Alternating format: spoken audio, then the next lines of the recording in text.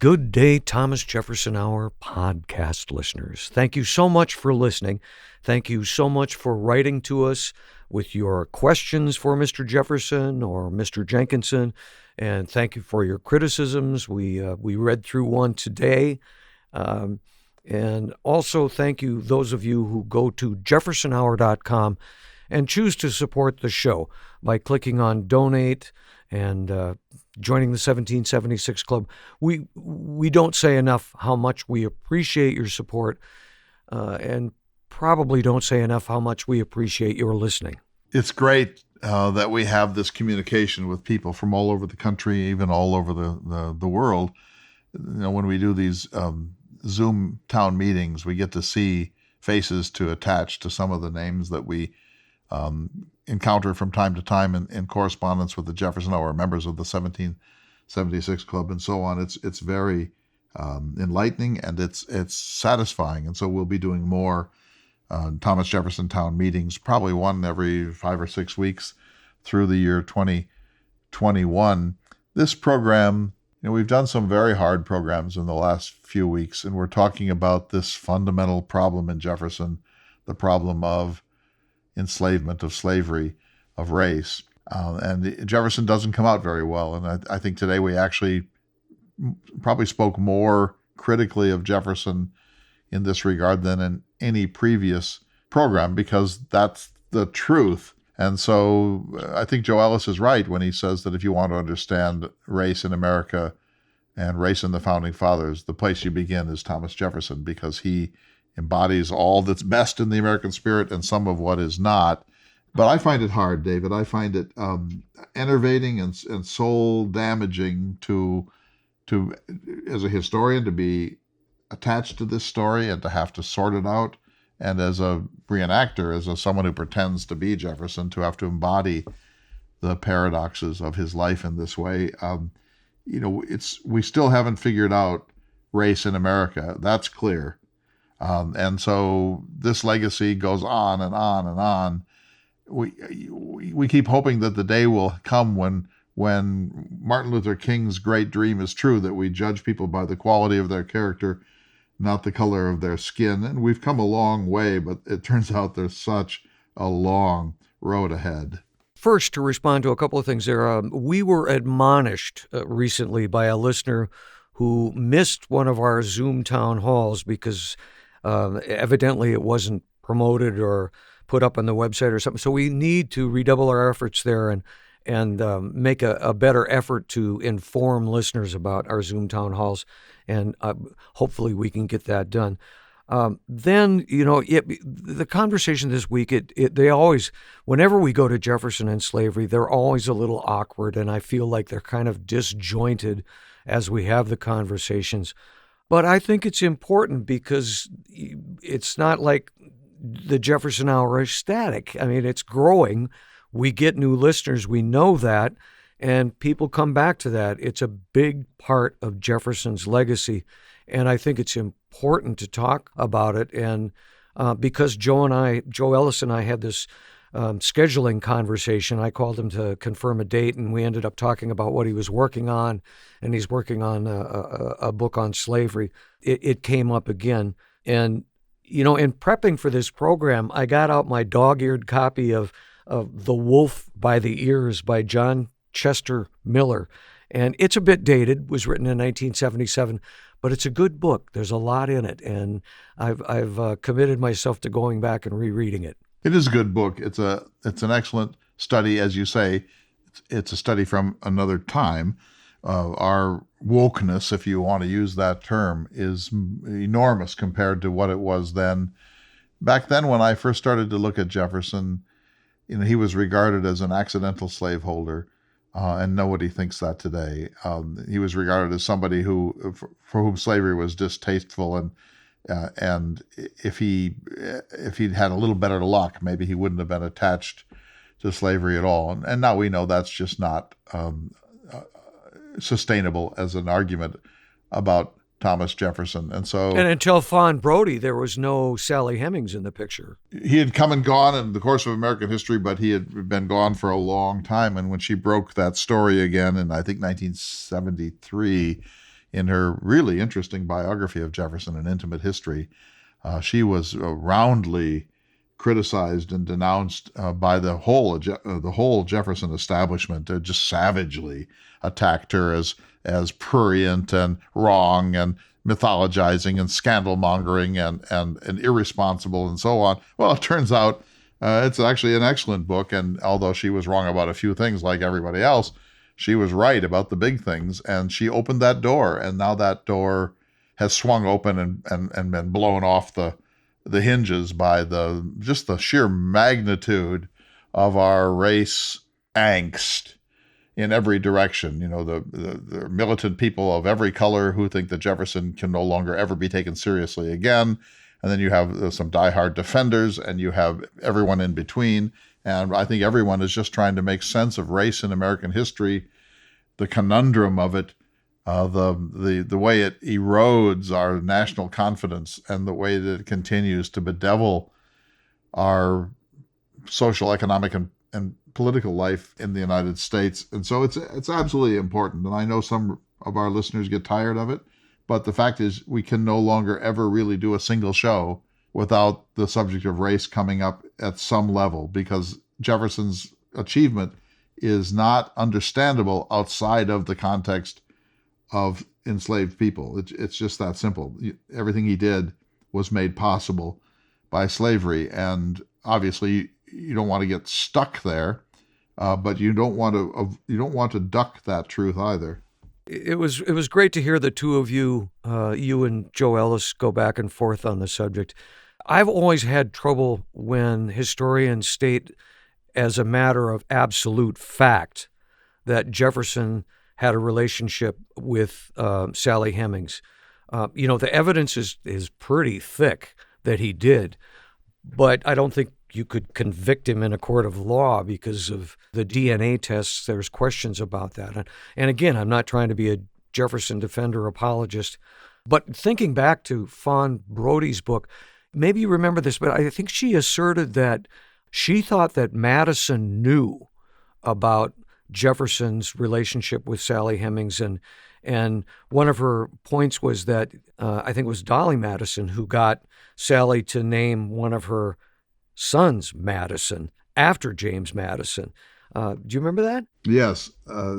I don't know what Madison knew. It's like, another cliche. It's like the elephant in the room. There were rumors, people had a sense, they saw the mixed blood children of Jefferson or somebody at Monticello. There had been a lot of mingling of black and white DNA in the Wales family. That's Martha, and the Jefferson family. This was endemic in plantation America. But what we know historically is that plantation women, especially plantation wives, lived in ignorance of this. And so were they really ignorant, or was this a studied ignorance? These are hard questions. Denial is something that humans are very, very good at. For example, this could never happen, but you can imagine like 70 million people denying the sanctity of an election. These things happen. People are capable of being swept away by mass hypnosis and hysteria, and being in denial about things that are absolutely patently obvious. And so I don't know what to think about all this. I'm with John Adams. It may or may not be true, but it's the kind of thing that does happen on slave plantations, and it would be very unusual if Jefferson were not himself capable of that kind of assumption that black women were there for his convenience if he chose it. That's sort of the way it worked, and it's another sign of the sickness and corruption of slavery. And Jefferson pointed to it, as you know, David, in Notes on Virginia. He said the whole commerce between master and slave is poisoning to both master and slave. It's unremitting despotism on the one part and unremitting subservience on the other, that it infects our social relations and degrades everyone it touches, but of course particularly degrades the victims, but degrades the character of the people who perpetrate this sort of abuse too. So the question is how not to get stuck there on Jefferson. And I think these questions that we have with Joe Ellis really help, because Joe is a thinker. He spent his lifetime working on these questions. He's come to be more severe in his judgment of people like Jefferson in the last 10 years, say, than he was in the previous 40. He, too, like the rest of us, gets caught up in a certain way of seeing that in the end turns out to be a little bit self-serving for white America. I want to hear get an update on your online courses, but just to cap this off for me and me personally, the key for understanding Jefferson's position on all of this is a quote that I read at the beginning of the show, and it comes from 1820. We have the wolf by the ears, and we can neither hold him nor safely let him go. Justice is in one scale and self-preservation in the other. And for me, that's Jefferson's position on all of this. He knows it's wrong, but on the other hand, self-preservation is a motivator. Indeed, but your other quotation I thought was even better, the invisible shackles. Can you repeat that? It comes from Sixon Liu. Every era puts invisible shackles on those who have lived through it, and I can only dance in my chains. Well, I think it would be worth everyone who's listening to this program, whatever your position is on Jefferson and race, Jefferson and slavery, to spend some time today asking yourself, what invisible shackles do I wear? What can't I see that will be so glaring to people 100 or 400 years from now? What are the invisible shackles that I'm too deeply in and blinded by, that will come back to be glaringly obvious to those who look at us from well down the historical path? And I think that's a really good, humbling exercise that reminds us of the deep complexity of human nature. And then, sir, I want an update on your online courses. You're into Oppenheimer now, aren't you? Yeah, we're almost finished with Oppenheimer. It's been great. I love J. Robert Oppenheimer. As I sometimes say, he's my favorite of the historical characters that I have had the chance to perform, which seems a little odd, but it's true. Yeah, he's kind of a quirky guy. I love him. And then after that, it's Hamlet the Dane, Shakespeare's Hamlet, the greatest play, the greatest piece of literature, in my opinion, in the English language. That's April 10th through May 1st. And then on May 8th through June 4th, the literature of the Great Plains. And so I'm teaching a course out at the University of Mary here in Bismarck, for the summer of the year-round students, and it's a course on North Dakota and citizenship. And so I'm going to teach this online course simultaneously, and we're going to look at Willa Cather's magnificent novel, My Antonia, and Anne Marie Lowe's diary from the Dust Bowl years in North Dakota, and this incredible story, the Rachel Kaloff story about a Jewish woman homesteader up near Devil's Lake, North Dakota. It's just such a crazy image of what homesteading was really like on the northern Great Plains. It wasn't Pa and Ma Ingalls and Laura and Mary. It was like Dante's Inferno for many people. And so that's right. And then Kent Haroff, a man I met, a wonderful man, now deceased, unfortunately, Colorado writer, whose book Plain Song is, I think, the best book of our time on the Great Plains. And so that's May 8th through June 4th. Hamlet is April 10th through May 1st. And then in the winter, back to Locksaw Lodge. By then, the pandemic will be gone, and long gone. And we're doing 1 week on a 4-day period on Charles Dickens, and the other one on Lewis and Clark in winter. Very good. So people can go to jeffersonhour.com and they can find out more about your courses, hopefully more about the Zoom conferences, and write us with your questions for Clay or for Jefferson or for Professor Ellis. Again, jeffersonhour.com. And with that, shall we go to the show? Indeed, everyone. And my new book, The Language of Cottonwoods, Essays on the Future of North Dakota, will be out at the end of May. I can't wait.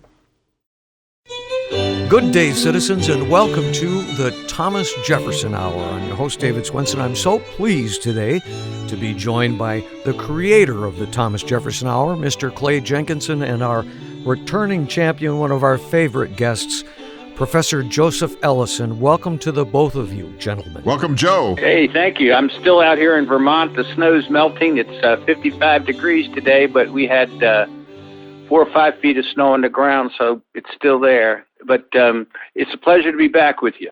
Joe, you and I talked a couple weeks ago, and you shared with me a project that you're now working on. You're working on slavery. Yeah, I'm working on a project. The title is still provisional, but it's something like The American Dilemma, Why the Founders Failed to End Slavery. And it's based on the presumption that this was a tragedy, America's original sin, all that. And whether it's a tragedy that could have been avoided or whether it was inevitable is the main focus of my efforts. And I begin with the assumption that there was a chance to end it early on in the 1780s, 90s, or early 19th century, but the window closed after that. And so I want to, through the lives of particular founders, Jefferson most prominently, along with Washington, Madison, and Adams, try to see how they saw it rather than just impose what I take as somewhat presentistic view of the current generation of historians that seems to blame everything on the founders. I like to say to them, 50 years from now, your grandchildren are going to look back and wonder why you didn't take more action against climate change. And the analogy is not perfect, but it's based on my longstanding belief that the founders are the greatest generation in American political history, but they're all flawed. And any assumption that they're perfect or iconic gods is misguided. That includes Jefferson himself, of course. When we talked, you agreed that it would be all right to discuss this a bit on the Jefferson Hour, and I so appreciate that. To the end that you're talking about 50 years from now, people are going to look back on us and say we didn't do enough about controlling climate. And yeah, I agree. They're going to look back and say those people burned carbon, they ate animals, and it's hard for us to recognize that now. But to that end, I have 4 quotes here from different authors that I would like to read to you, and maybe the two of you can pick up the conversation from there. There's Lou Sixon wrote, "Every era puts invisible shackles on those who have lived through it, and I can only dance in my chains." And Joe in American Sphinx, you wrote, "Lifting Jefferson out of that context and bringing him into the present is like trying to plant cut flowers." I said that. Yeah, that was good. I don't know. I don't remember saying, but I like that. Page 292. Okay. I think that it's like an anthropologist who goes to Samoa and tells the people there that they're really inferior and screwed up because they don't practice the child rearing and instructions of Dr. Spock. The 18th century is a different world. And you can make judgments about it only after you've come to understand it on its own terms. And that includes Jefferson and all the founders. And you have to understand how they saw the issues in their time before you can impose our own politically correct values on them. And I feel very strongly about that. Clay, are you in there on that one? Well, let me answer for Clay. In Repairing Jefferson's America, Clay, you wrote, "How can we in modern times reconcile Jefferson being a slave owner while espousing a nation built on equality? Even if you withhold judgment and merely try to understand how Jefferson could live with this whopping contradiction, you wind up shaking your head in disbelief." Here's my question for Joe to ponder while you give us the last of your 4 quotations for today. Joe, how do we figure this out? So we have to give proper weight to Jefferson's failures, slavery, dispossession of Native Americans, etc., his racism, and so on. We can't, as you know, for many, many decades, that was simply kind of brushed aside as an unpleasant asterisk in Jefferson's life. Well, now it's achieved this weight where it's really weighing him down and dragging him towards sort of the bottom of the Mariana Trench. And so how do we properly give this the weight that it needs so we don't seem complacent and yet not let it so overwhelm our understanding of this great man whom we need for so many other reasons that to use the cliche, we throw out the baby with the bathwater. And this is an almost impossible equation for me to work out. So first David, and then Joe will pick it up from there. The final quote would come from Jefferson himself. In 1820, he wrote, "We have the wolf by the ears. We can neither hold him nor safely let him go. Justice is in one scale and self-preservation in the other. Yeah. It's a labyrinth that we're entering here, or a rabbit hole. But let me begin with a question for all of our audience and for Clay and David too. Are any of you out there parents? I would expect many of you are. And if you are, does this sound familiar? When your children are very young, you can do no wrong. In fact, you're their everything.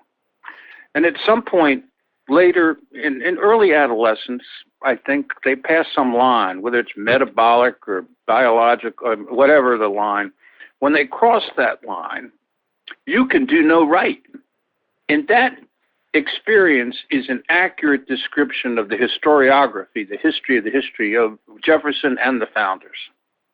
On the one hand, we regarded them as gods, and then we overcorrect and we demonize them and call them for their failures.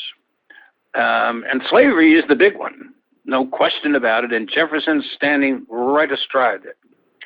But I hope that somewhere later in life, when your own children are parents, they look back at this and they say, something more sensible needs to replace that kind of bipolar view. And I'm afraid that most of the historical profession among American historians currently resides in the demonization category now. And it's politically correct to come down hard on Jefferson and even countenance the destruction of the Jefferson Memorial.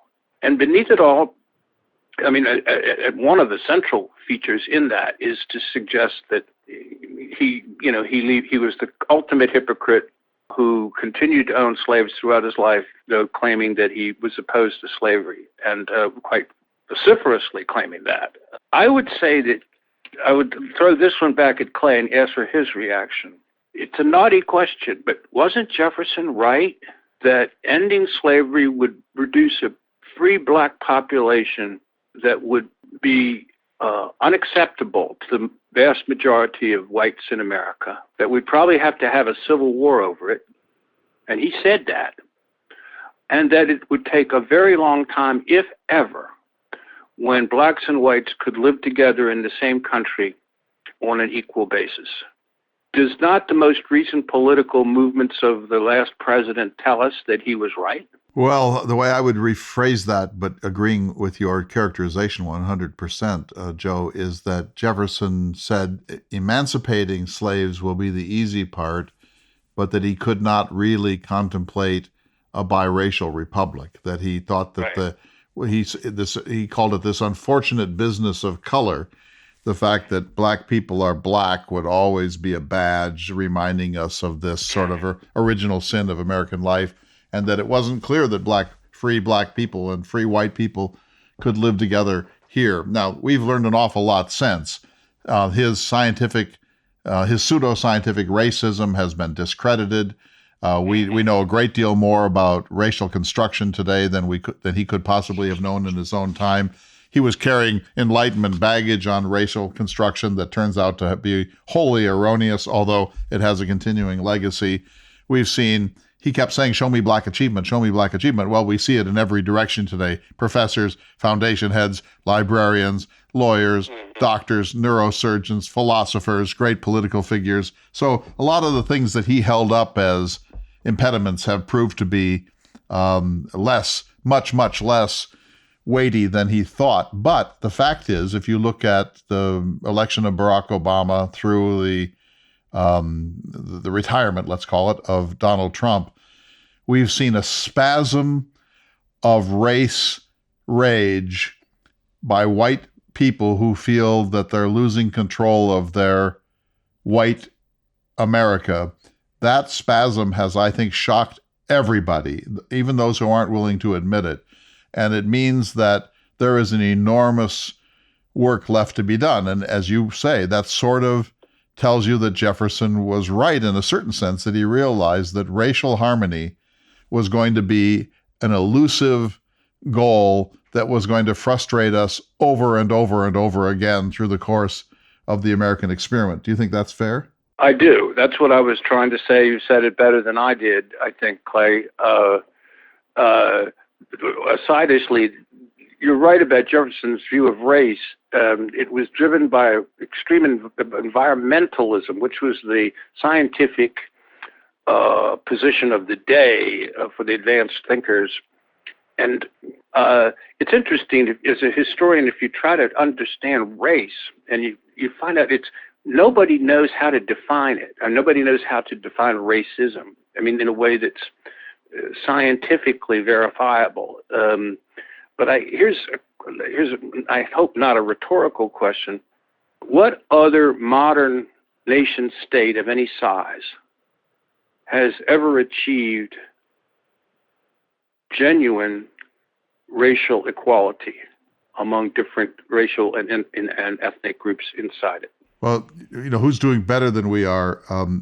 I would say, I mean, you're certainly right that this experiment in multiculturalism, every ethnicity, every religion, every skin tone, every nation of origin, every political ideology, every economic approach, every family and clan definition and construction, that the United States is truly a melting pot of a greater variety of humanity than has ever been attempted before, and particularly in the challenging form of a self-government rather than, say, a hierarchical system under a sort of a philosopher king.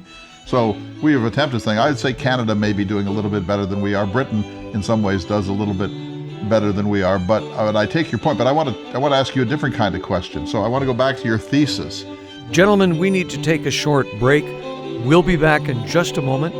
You're listening to the Thomas Jefferson Hour.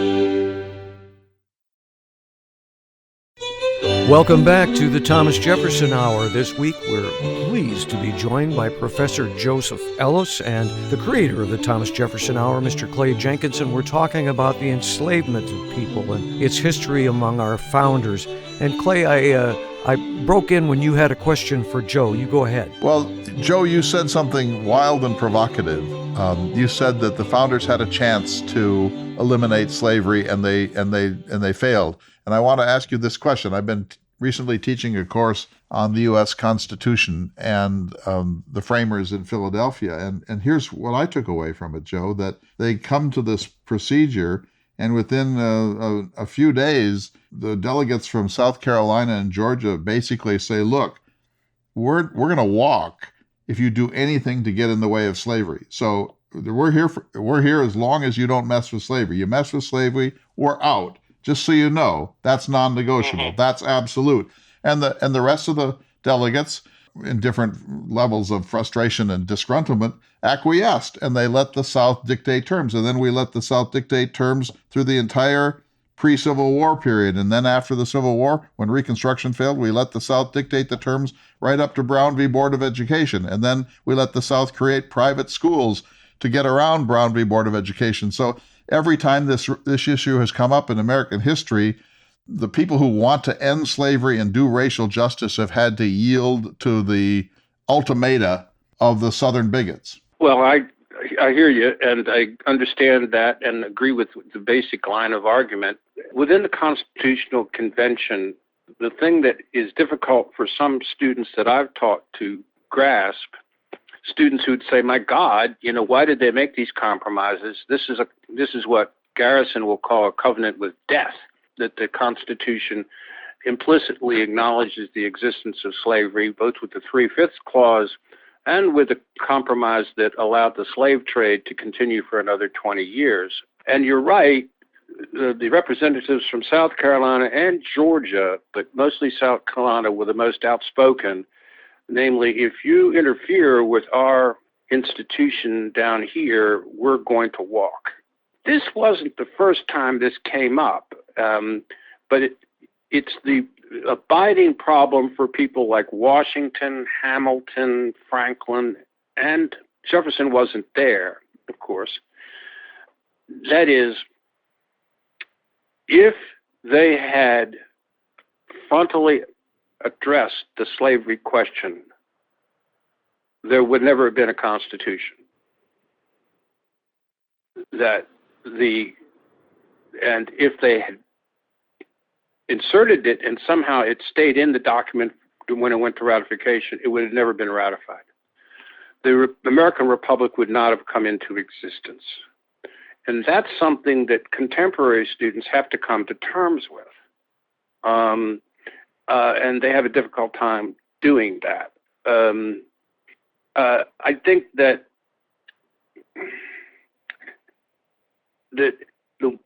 there's a recent book by Sean Wilentz called No Property in Man, which addresses this question and concludes something different from what you do, Clay. He said, yes, and I agree with him on this. They had to make compromises that essentially allowed the southern states to practice slavery and to continue to import blacks at least for 20 years. But they never acknowledged that slavery was itself allowable. The cause, the Jefferson's own language is central here, that all men are created equal. This generation, having just fought the war, on the basis of the belief that all men are created equal, still insisted that principle was central to the emerging nation called the United States. Lincoln's going to go back and recover it, but that in the Constitutional Convention, they never used the word slavery. They never mentioned any kind of a commitment to slavery. And there was an implicit understanding that over time, this thing was going to end. They made the mistake of thinking, Jefferson among them, that slavery was doomed and they didn't have to do anything because free labor would replace slave labor. If they could contain it in the Deep South, not let it spread to the Western territories, kill it in the northern states, it would die a natural death. They believed that, and they were wrong about that because, and here's the reason why I say there was an opportunity in the early that then stops.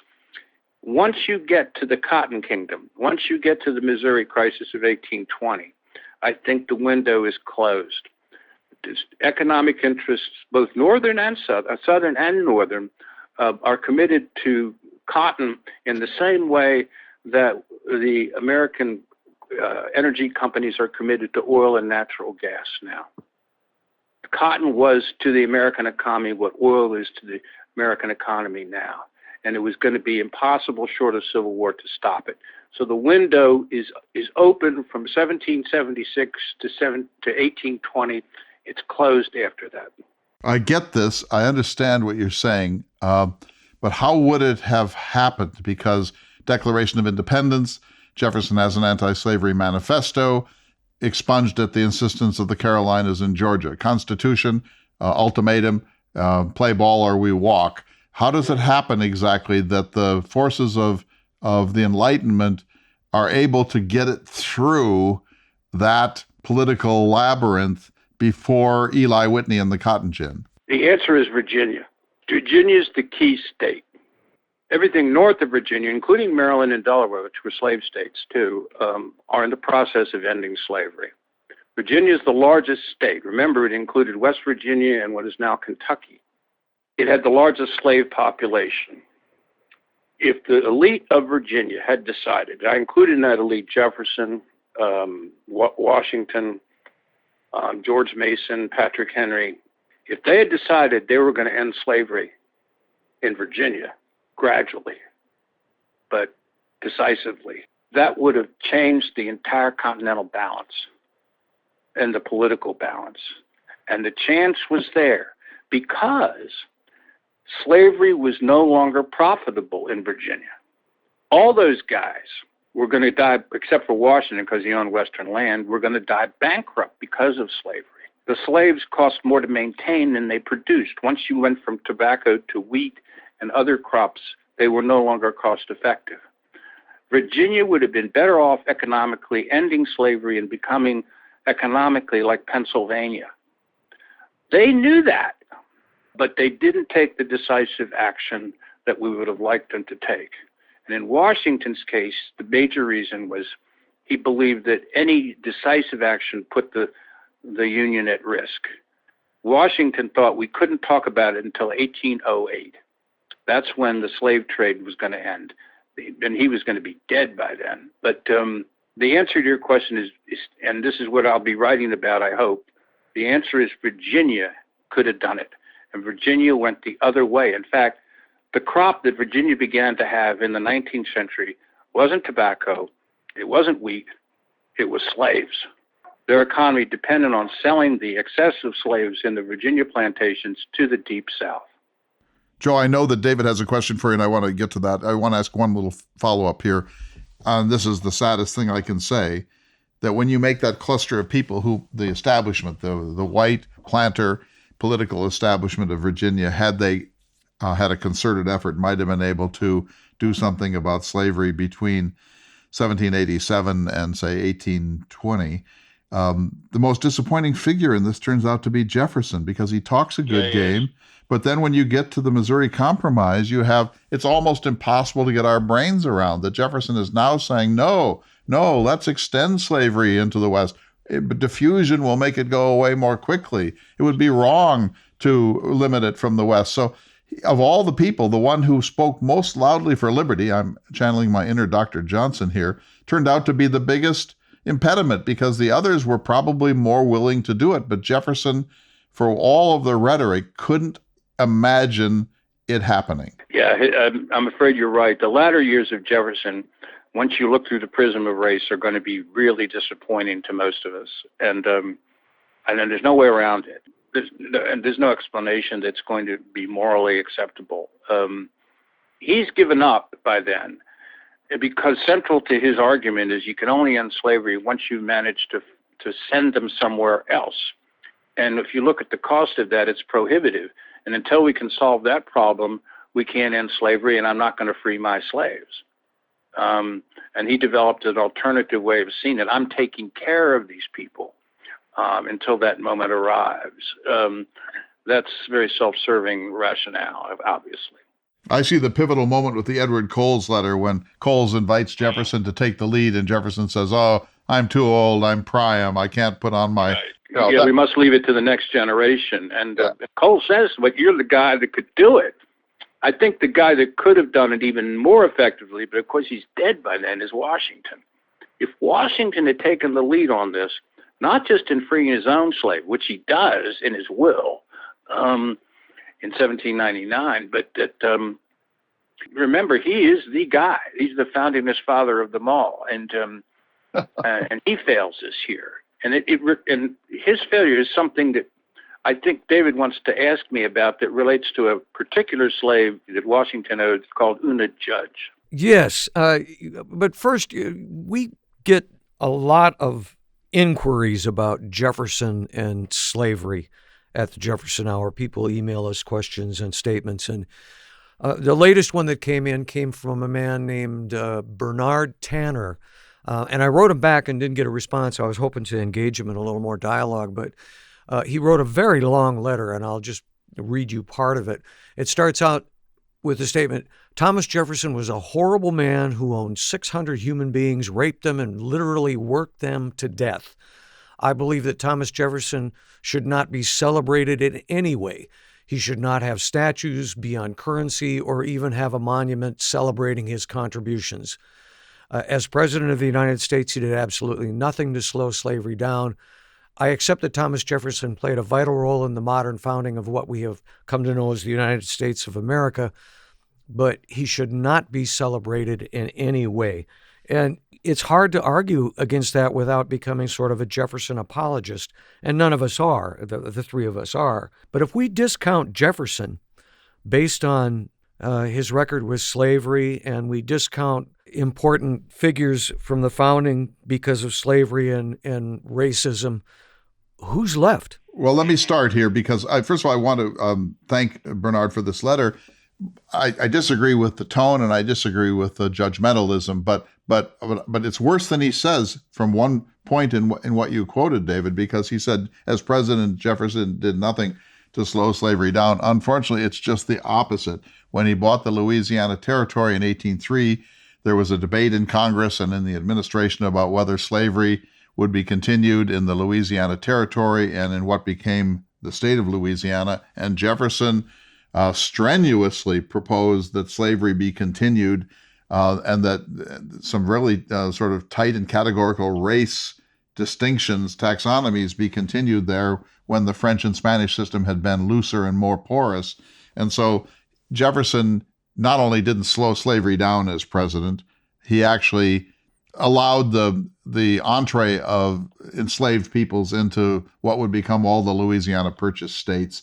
The one good thing he did as president, as Joe will affirm, was in 1808 when he proposed that Congress end the slave trade as the Constitution now permitted after 20 years, and Congress did pass that legislation. Yeah, and I agree. I would take it an extra step too, Clay, that the Louisiana Purchase, if you were someone among the founders, among the most prominent people who had earned their credibility as patriots during the war and after, you had decided that slavery was a contradiction to the values on which the Republic was based, and that it ultimately had to be ended. That contradiction, as Lincoln said, the house divided cannot stand. The Louisiana Purchase provided one of the best, if not the best, opportunity to take the action necessary, because you could have said, okay, this is the opportunity we've been looking for. We're going to close the new territory off to any form of slavery, prohibiting it. We're going to take a portion of the proceeds gained by selling that land, and we're going to end up making the modern equivalent of $7 billion off of that investment, and put it into a fund to compensate slave owners in the Deep South for freeing their slaves. And if you say that blacks and whites cannot live together now, we can send them out there and let time do its work and see what happens. Instead, it becomes a place to send the Native Americans. And Jefferson was asked by, I think it was Monroe, but it might have been someone else, well, why don't we send the blacks out there? And he said, we can have not a stain or blot on the population. And by blot, he meant blacks. No, we have to send them someplace, but we can't send them inside the continental United States. You want deportation? Yeah. I'm afraid that. I guess to the writer, I would say, if you end up removing Jefferson from the pantheon altogether and take him off Mount Rushmore and destroy the monument on the tidal basin and all his memory, you will have lost the central voice for equality in American history. The author of the most magic words, we hold these truths to be self-evident that all men are created equal. And those are the words that propelled Lincoln and the Civil Rights Movement and the advocacy of black equality for the next century and a half. And Martin Luther King on the Mall in 1963. And Martin Luther King, who said, I've come to collect on a promissory note written by Thomas Jefferson when he delivered the I Have a Dream speech. Yes. But if you erase Jefferson, you almost need to erase Washington. You need to erase Madison. They were all slaveholders. And I'm sure you could add to that list, both of you could. Right. Oh, yeah. Patrick Henry's really interesting. He's almost comical about it. He said, I know that slavery's wrong. I hate it. I wish to God I could do away with it, but I can't, because I can't do without my slaves. Well, I think we have to avoid getting defensive. It's easy to get defensive. I feel myself getting defensive, and we have to avoid that. Well, we have to accept his complicity, their complicity, and our complicity, and we have to avoid getting a stiffening of our spines and our hackles up when these challenges come, because even if we disagree in some respects with the tone or the severity of these judgments, this is a necessary reckoning. Don't you think, Joe? I do. And I think that if you understand Jefferson's mentality, there's always an escape clause inside the Jefferson mind that we should keep in mind. That he said that he didn't want his values or the values of the founding to be permanently embedded and not improved upon. In fact, every 20 years, he thought Madison nearly had a heart attack when he heard that. Every 20 years, we need a new constitution. So there's a kind of constant improvement. He's an inherent progressive in terms of thinking that the future, because of mostly science as he saw it, will improve our understanding of these matters.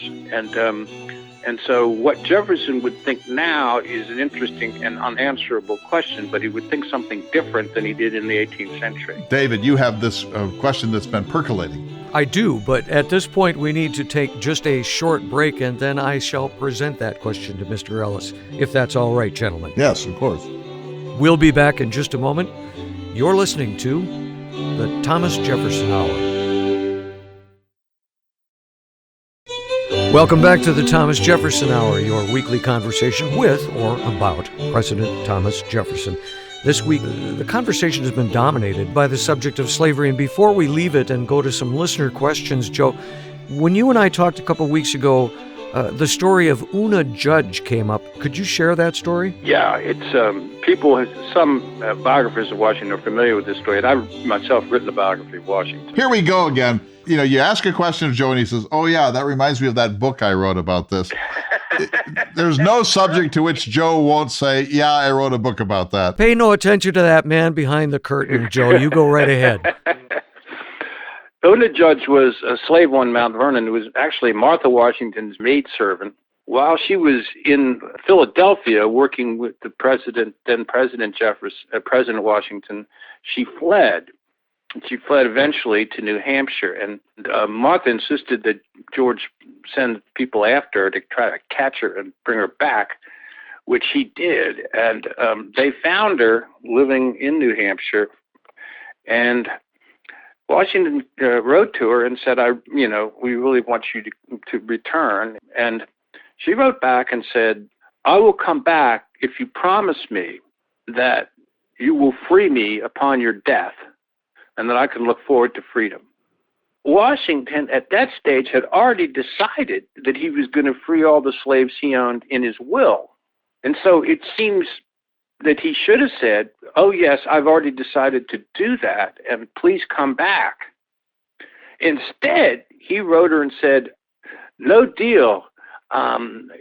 Slaves don't tell me what to do. I'm not making any promises at all, and I'm really disappointed. And I'm going to still try to catch you. And he sent other people after her, and they couldn't find her this time. And she eventually married and lived out her life in New Hampshire. But why in gosh name did Washington act the way he did? And to me, it's a sign that for him, control was so important. And that even though he was predisposed to free his slaves, that he continued to believe that as long as they were slaves, they had to obey him. This is not a problem that Jefferson has, but it's a problem that Washington had. You also talked about the 6-month clause in Pennsylvania. Could you explain that and how Washington dealt with that? Yeah. Oh, yeah. Well, they had when the capital moved from New York to Philadelphia in 1791-92. It happened that Philadelphia, because of the heavy Quaker influence, had a law that any black person resident in Philadelphia for over 6 months was automatically, if they were enslaved, they were automatically free. And Washington had a whole staff of blacks, and that was going to present a problem. So he developed this theory, or this idea. At 5.5 months, he would send them back, and then to Mount Vernon, and that would break the 6-month line, and then they'd come back again.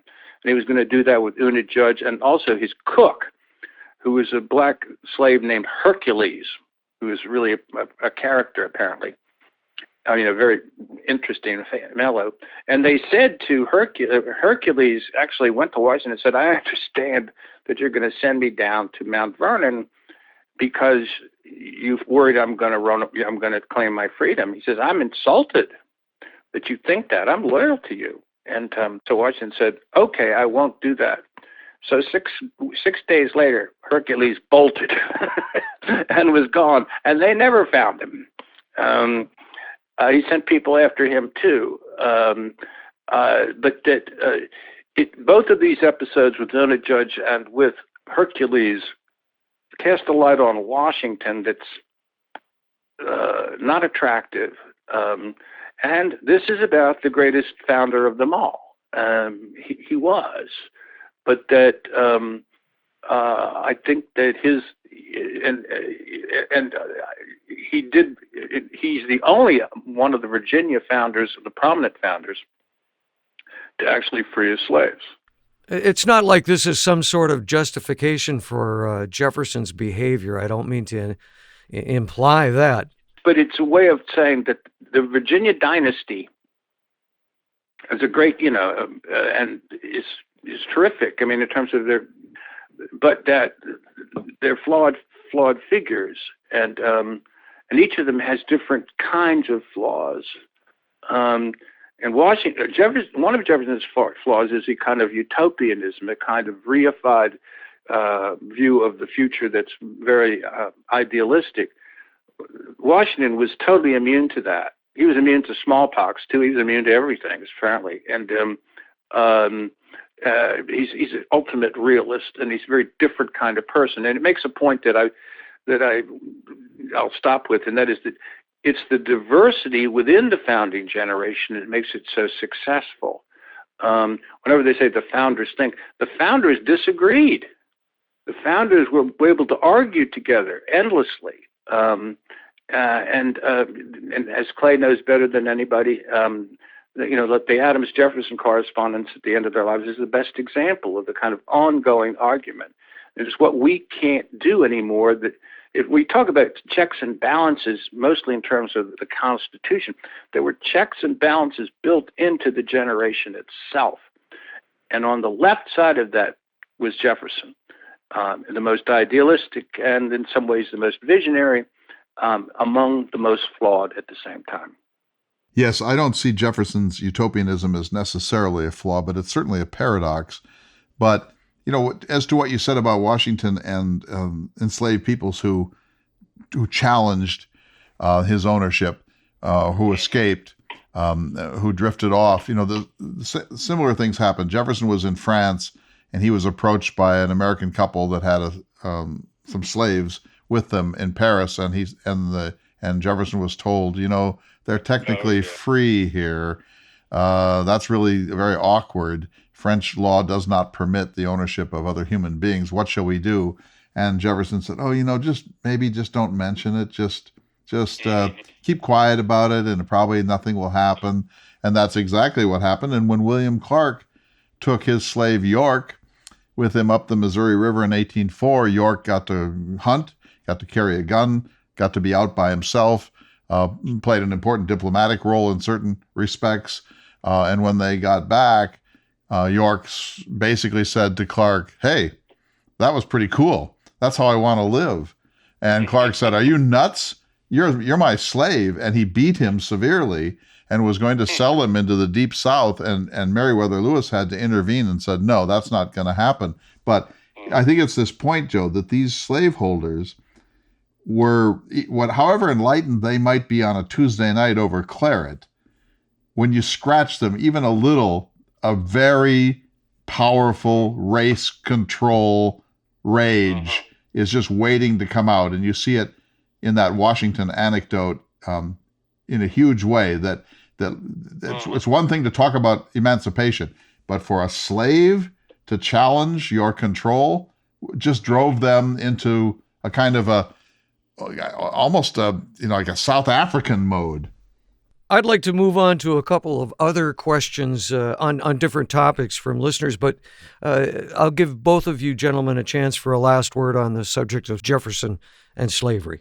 My last word is that if you want to understand the American experience with slavery, the single most resonant resonant figure that we need to understand is Thomas Jefferson, because he straddles the great divide. He is, on the one hand, one of the most outspoken anti-slavery people. On the other hand, he's one of the most outspoken believers that whites and blacks cannot live together. And And if you understand him, you understand more about American history than any of the other founders on this issue of race. The great disappointment is not that Jefferson owned slaves, because 8 of the first 12 presidents owned slaves. This was a different time. The past is not just different, it's a foreign country in some important respects. But here's the disappointment, that when he was out of office and had the opportunity to move progressively down that path of getting out from under slavery as a man, as a state, and as a nation, there was actually the reverse, a hardening of his position, an increasing bigotry, a greater sense of apartheid, less flexibility in his thinking about it, until he became no different really from John C. Calhoun. And that's a terrible, terrible falling off of Jefferson's Enlightenment. Don't you think, Joe? I do, and I agree with it. It's sad. I think that an additional that Jefferson takes Virginia in the wrong direction of American history. Yes, especially post-presidency. It'll never again be as great as it was in the Revolutionary era. It takes Virginia into the backwaters, and it takes Virginia into the Confederacy.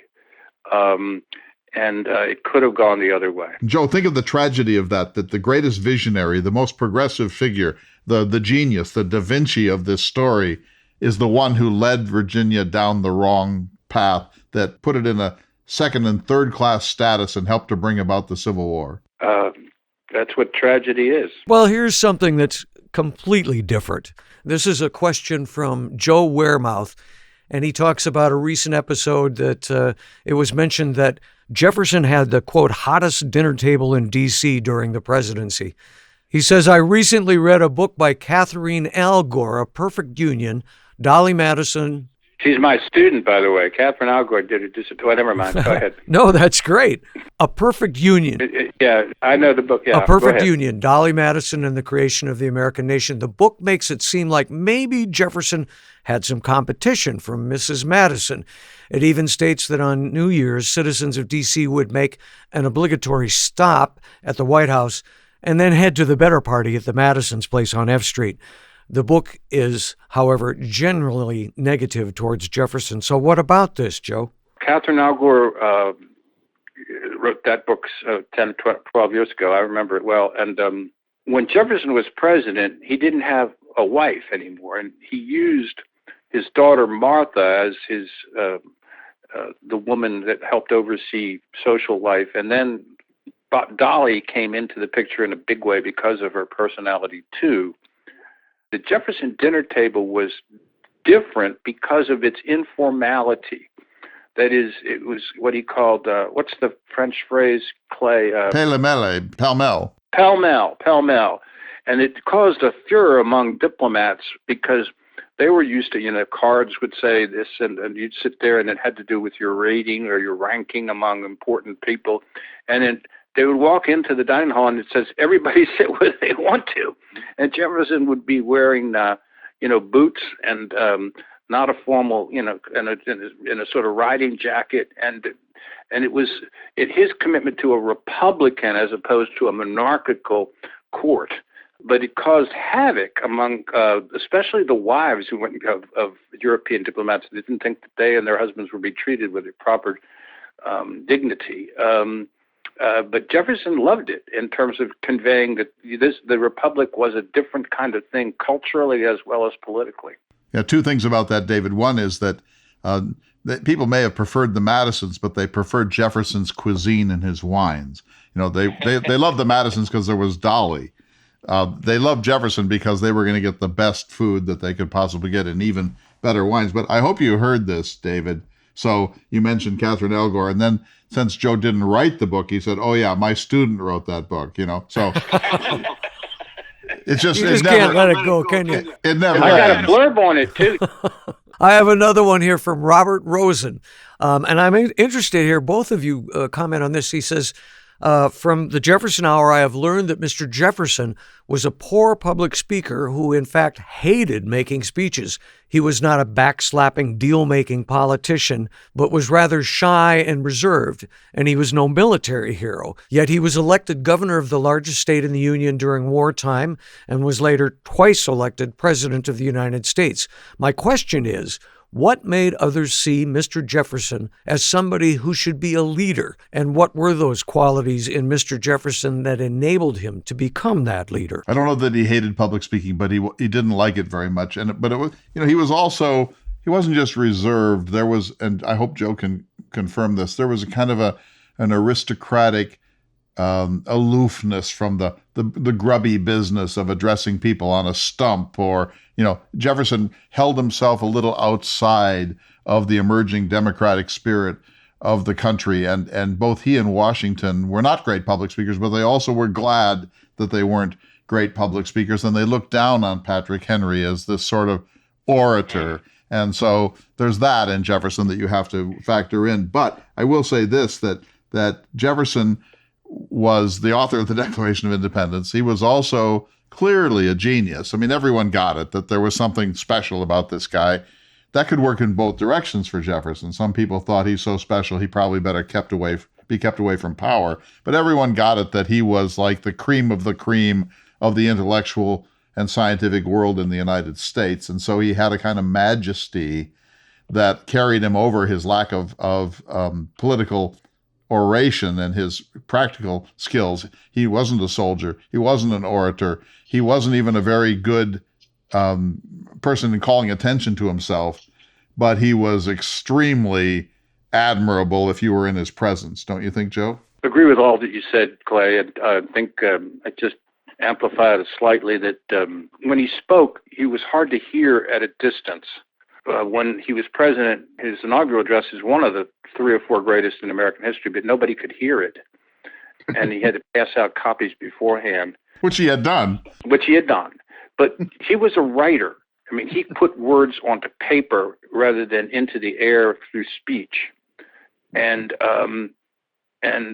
people then regarded that as the highest measure, a higher measure than rhetorical skills. But we've kind of come all the way around to where we started today, and that is wearing the chains of the time you live in. Public speaking wasn't as important during Jefferson's time as it is now, for instance. But one thing we should remember, that Jefferson, like all of the initial presidents, regarded the act of campaigning for office as an act of prostitution. None of them would ever do what a current candidate for the national office has to do. To behave in that way was to, in fact, admit that you were unqualified. To want the office and to say that you are, desperate to be elected is to say that you really lack the virtue necessary to be a great leader or a great president. In that sense, it's really a different era. Gentlemen, I want to thank you both for an enlightening conversation. And Clay, I'll give you the last word. Thanks, Joe. It's always a delight to have you on this program. Come back for more. I love these conversations where we really dig in and try to wrestle with some of the central paradoxes of American life. I've been the steady guest throughout the quarantine because I got nothing else to do. As I hope we're nearing the end of this horror. I hope by the fall we are, but keep me on your list because I love these conversations. I've told Joe Biden to keep the lockdown going so we can contain you. Otherwise, the minute they get the green light, you're out of here. Thank you. We'll see you all next week for another important edition of the Thomas Jefferson Hour. The Thomas Jefferson Hour is brought to you each week by Dakota Sky Education. The program is distributed nationally by Prairie Public. President Thomas Jefferson lived from 1743 to 1826, and this program presents his views. President Jefferson is portrayed by the award-winning humanities scholar and author Clay S. Jenkinson. To obtain a copy of this or any show for a $12 donation, please call 701-575-0727. This program is also available online at jeffersonhour.com and on Apple Podcasts. If you'd like to correspond with President Jefferson or submit a question for him to answer on the program, please visit the website at jeffersonhour.com. The Thomas Jefferson Hour is produced at Makoche Recording Studios in Bismarck, North Dakota. Bach Cello Suite No. 3 in C Major by Stephen Swinford. Thank you for listening. Please tune in again next week for another thought-provoking, historically accurate program, Through the Eyes of Thomas Jefferson.